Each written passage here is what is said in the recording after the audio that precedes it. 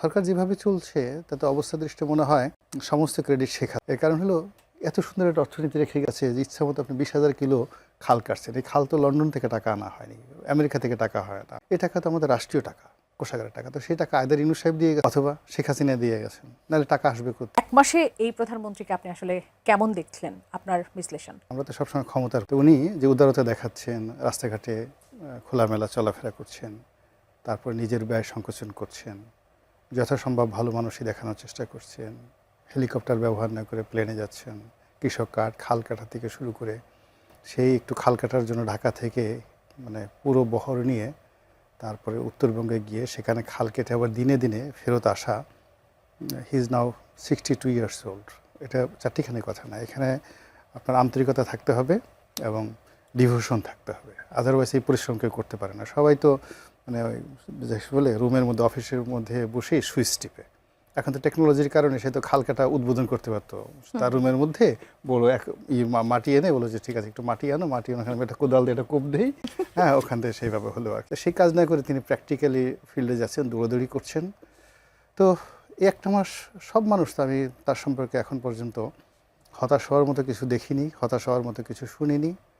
কিছু আতেল আছে আমাদের মতো যারা সব কিছুর মধ্যেই নেতিবাচক দিক দেখে, তারা হয়তো ভিন্ন কথা বলছেন এবং এটা বলবে, এবং এটাই রাজনীতির সৌন্দর্য। কেননা যে কোনো সাউন্ডই, শব্দই আসলে বিফলে যায় না।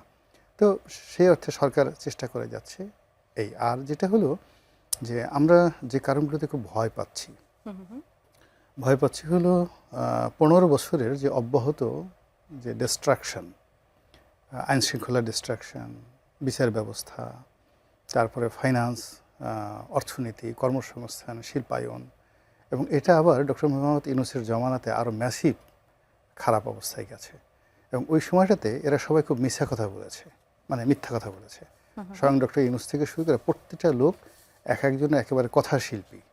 এমন সুন্দরভাবে তারা মিথ্যা কথা বলেছে যে সারা দেশ দুধ এবং নহরে ভাসছে।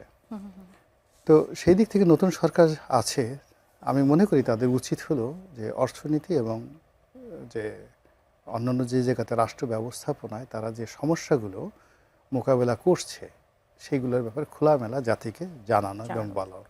তাতে করে হয় কি যে একটা ট্রান্সপারেন্সি থাকবে।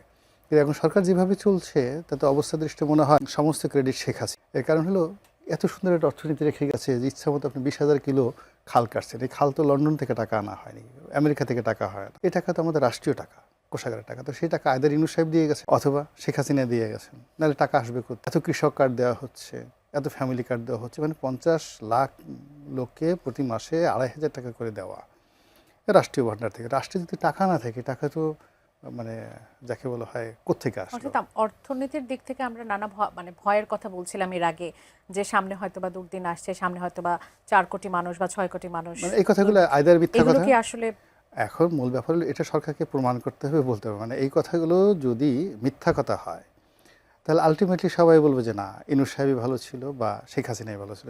মানে আলটিমেটলি সব কিছুই আগের সরকারের ওখানে চলে যাবে। তা আমার কাছে যেটা মনে হচ্ছে যে সরকার যদি ট্যাক্টফুল হতো তাহলে খরচের খাতের তুলনায় যদি আয়ের খাতটা প্রথম কয়েকটা মাস দেখাতো বেশি আয় করতে হবে, এই সমস্যা আছে, এই সমস্যা আছে, তারপরে ধীরে ধীরে আস্তে আস্তে ছাড়লে মানুষ খুশি হতো যে আমি কাজ করতে চাই, কিন্তু আগের সরকার সব ফুকলা করে গেছে, আগের সরকার সব নিয়ে গেছে, তাহলে এগুলো অনেকটা ডিপ্লোম্যাটিক হতো।